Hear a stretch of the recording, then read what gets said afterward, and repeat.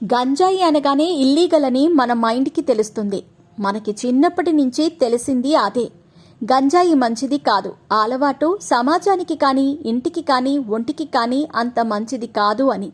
కానీ సడన్గా గంజాయి ఇక లీగల్ అని చెబితే ఏమంటాం? షాక్ అవుతాం. అసలు దీనివల్లే చాలామంది పాడైపోతున్నారు.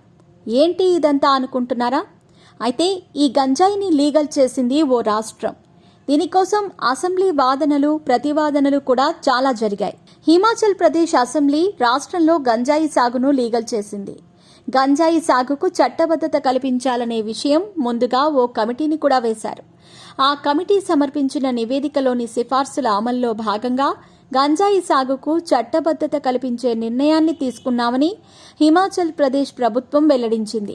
అయితే గంజాయిలో కూడా ఔషధ గుణాలున్నాయి కాబట్టి కేవలం మందులకు మాత్రమే ఈ పర్మిషన్ దొరుకుతుంది. కానీ ఈ సాగుకు ముందు మాత్రం కంపల్సరీ పర్మిషన్లు తీసుకోవాలి. జమ్మూ కాశ్మీర్, ఉత్తరాఖండ్, మధ్యప్రదేశ్లలో చట్టబద్ధంగా జరుగుతున్న గంజాయి సాగు నమూనాలను అధ్యయనం చేశాకే ఈ నిర్ణయం తీసుకున్నట్లు తెలిపారు. అయితే నెటిజన్లు మాత్రం మరోలా మాట్లాడుకుంటున్నారు. ఇప్పుడున్న చాలా మత్తు మందులు అలా మెడిసిన్ కోసం మొదలైనవే అంటున్నారు నెటిజన్లు.